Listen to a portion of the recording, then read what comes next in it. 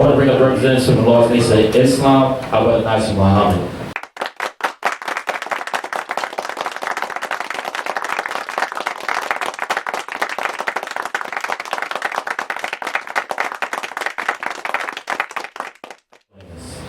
Thank you very much. My name is Najee Muhammad. I am the Chief Minister of the Lost Foundation of Islam. I am also a member of the Afro-Descendant Nation. The Lost Foundation of Islam gave birth to the Afro-Descendant Nation in 1998. Under the leadership of the Honorable Silas Muhammad.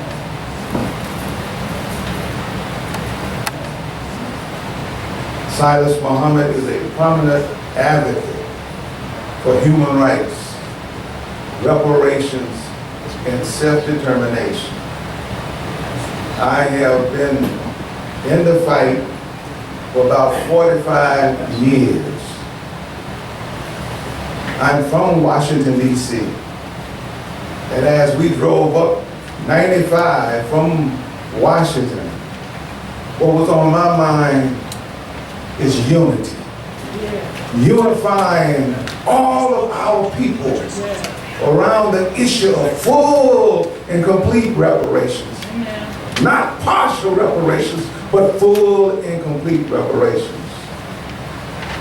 I have a message for you today. The title of my lecture is Human Rights, Reparations, Self-Determination is Our Solution.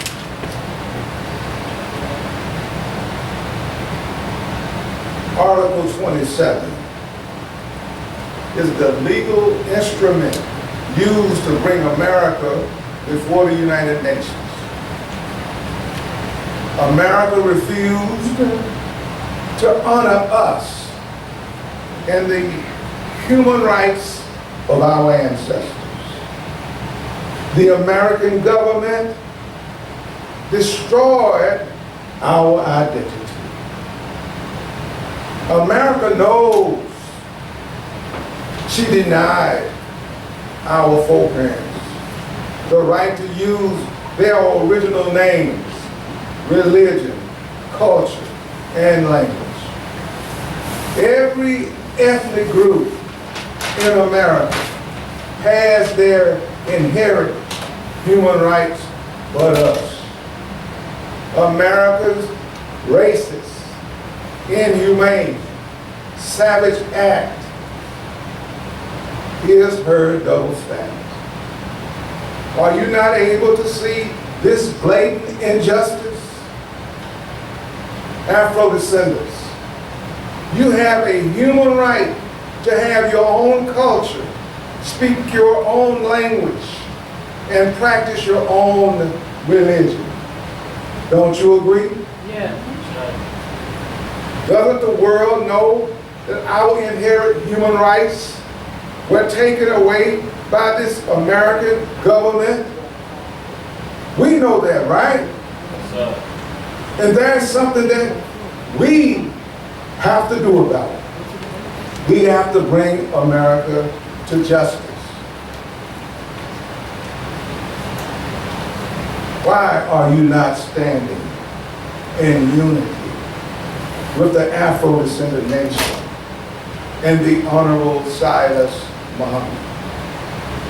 Our foreparents were kidnapped in Africa in 1555. And some of us believe that we were brought here in 1619. But we're not going to argue about that.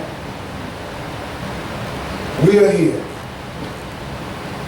And we have to hold this country, this government accountable. How can we allow America to escape? Our ancestors were brought to America for the express purpose of enslavement. They didn't bring our people here to be U.S. citizens. We look at the treasure cities around America. Who built those cities? It was our ancestors. America robbed our ancestors of their inherent human rights. These are the intangible things passed down from one generation to the next for thousands of years uninterrupted. 49.2 million Afro-descendants cannot speak their own language.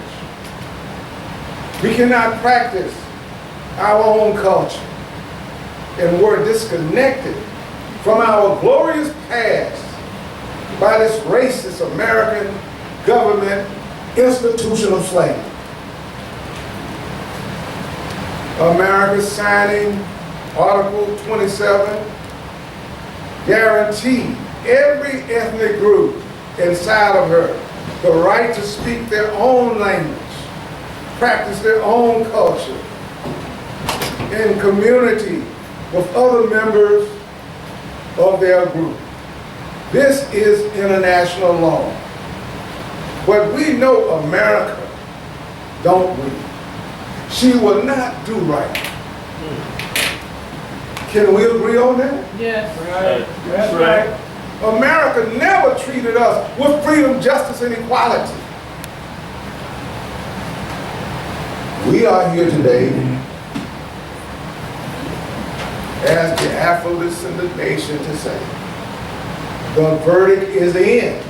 And we hold the United States government 100% accountable for her violation of our ancestors' human rights. America refused to treat them and us today with freedom, justice, and equality like her white citizens. Is that true? That's Right. Have you asked yourself, what was the difference in our enslaved foreparents in America and us today? We are basically in the same condition. We have evolved with technology and time, but we are basically in the same condition. We want to talk about our ancestors now, because I don't think you truly understand the depth of what has happened to us. Their memories of them were erased completely.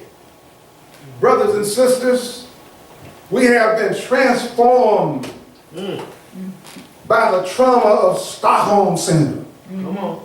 And we suffer from cognitive dissonance, Come on. self-hatred, Yes. post-traumatic slave disorder, That's right. and the lingering effects of plantation slavery. Not to mention a host of other illnesses.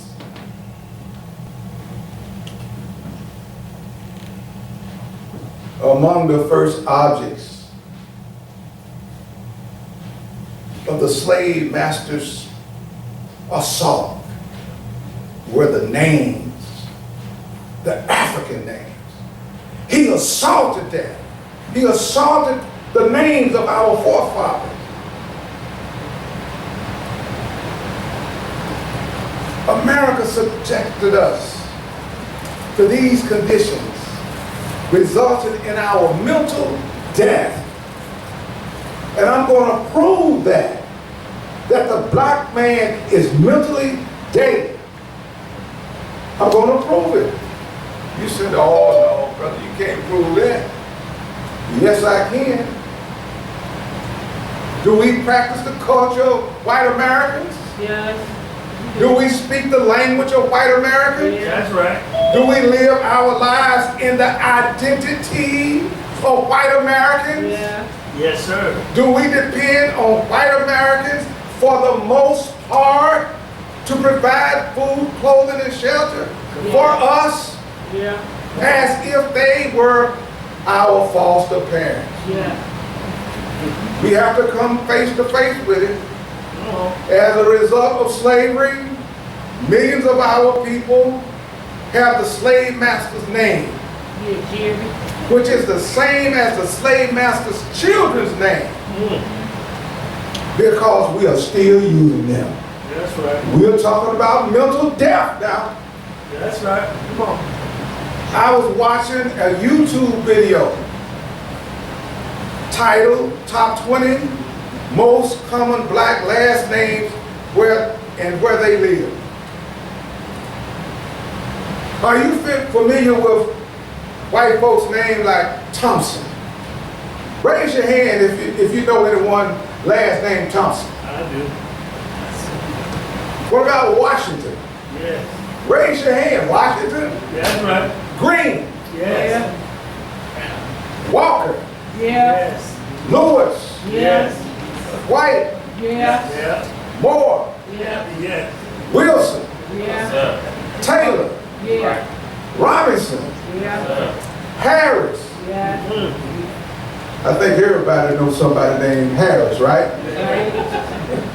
Thomas. Yeah. Davis. Yes. Jackson. Yeah. Brown. Yeah. Oh, it is. Jones. Smith. Johnson. Williams.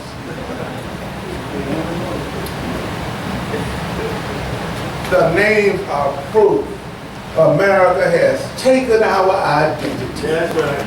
Am I right or wrong? That's right. Right. And you have a right to have your own identity. Come on. The white man must pay. The United States government must pay for that. We're walking around in his name. Well, that's real deep, if you think about it. What am I doing walking around in the identity of a white man? What are you doing walking around in the identity of a white woman? That's because of slavery. But they got to pay for that. And we gonna make them pay. You said, brother, that's a pipe dream. No, it's not a pipe dream. Listen. See, the sleeping lion must wake up. You see, the black man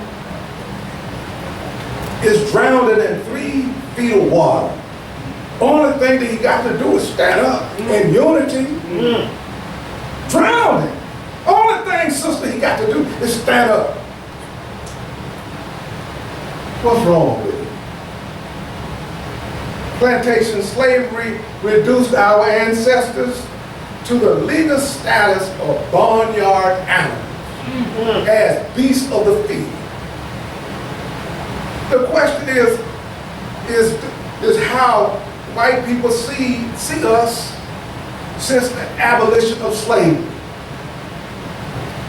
How do they view us? Let me tell you how one historian framed it. And the title of this book is called Slave and Citizen. Slave and Citizen by Frank Tannenbaum. See, when I come before people, I like to bring my receipts. That's what they say in this generation, right? See, I'm not from this generation. I was raised up in the 60s. But Frank Tannenbaum said these words: the Negro is a magistrate, meaning judge, on the city bench in New York, a member of Congress. He is a senator and a member of the cabinet in other places. He is part of the nation. He is active, vocal, and self-assertive, and a living force. He has become culturally a European, or if you will, an American, a white man with a black face. I want you to think about that. Afro descendants, the majority of us have yet to recognize that Article 27 of the United Nations Covenant on Human Rights is the most powerful human rights instrument offering protection to minorities. But it did not escape the mind of the Honorable Silas Muhammad. He argued that African Americans were forcibly deprived of their mother tongue, and therefore are denied and deprived of its use. Mr. Muhammad further stated that it would be impossible to implement a remedy for African Americans. Therefore, Article 27 cannot be enforced for their protection.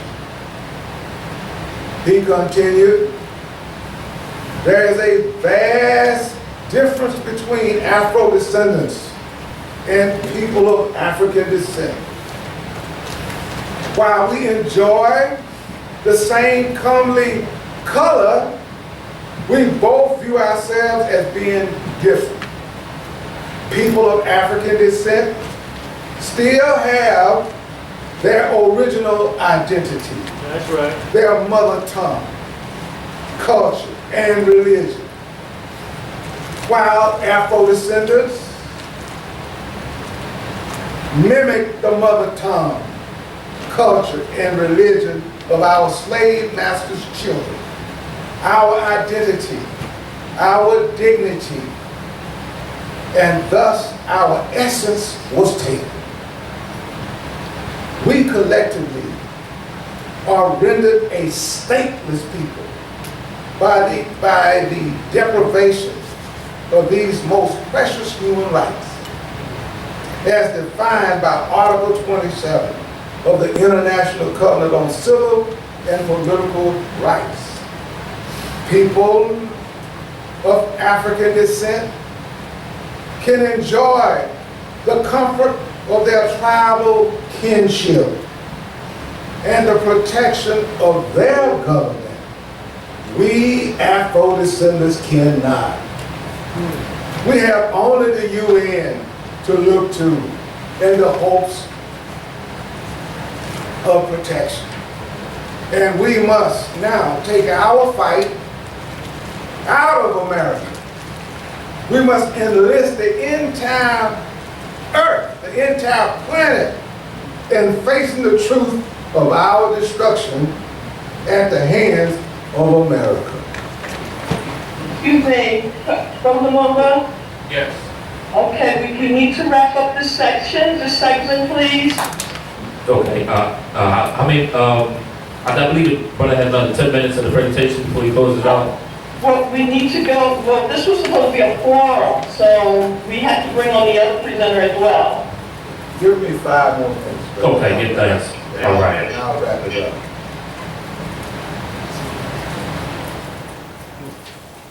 Let me just say this to you,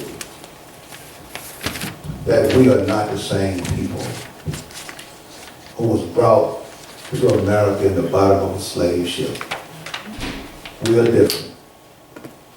Let me say this to you about identity, and I'm going to wrap this up.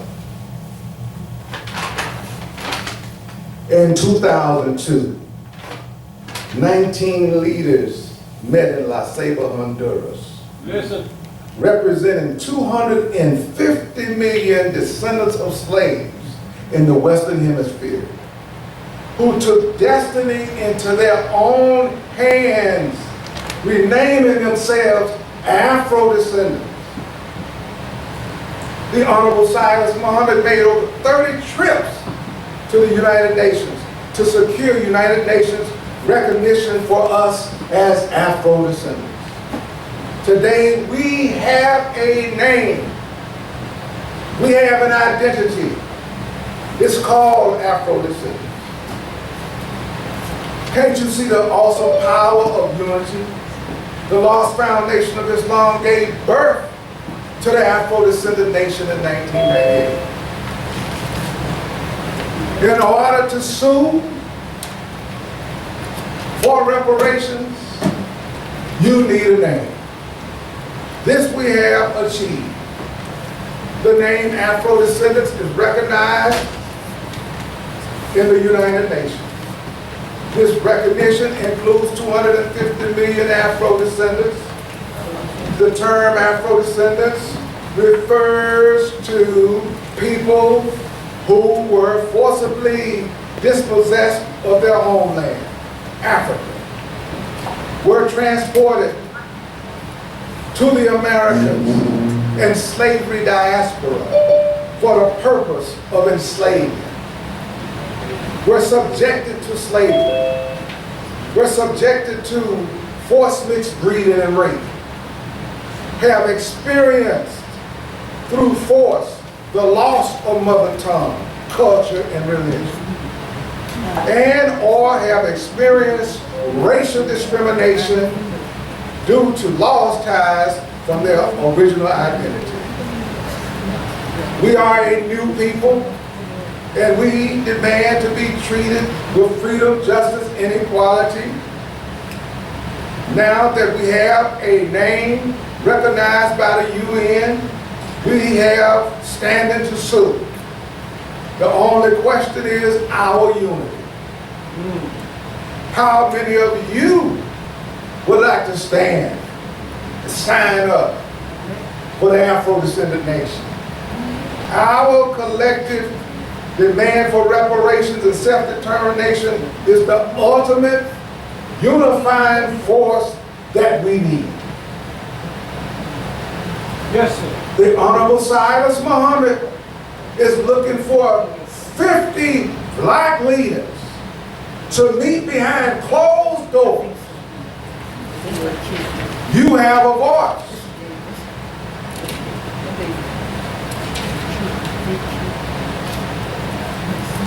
We need to come together and meet and strategize. Because disunity is not going to get it. My last words, these are my last paragraph, and that's it. I'm going to leave this with you. And these are the words of the Honorable Elijah Muhammad, peace be upon him. There's nothing that my people, so-called Negro, need more badly than unity. When this is achieved, we would have a greater weapon in our hands and possession than all the atomic bombs the West can manufacture. Listen. Unity of our people will give us greater power than atomic bombs. Yes. Unite, my people, regardless of your faith and belief. Form yourself into a nation of brotherhood. Brothers and sisters, I have enjoyed speaking before you today, and I greet you with the greeting words of peace and paradise. Assalamu alaikum.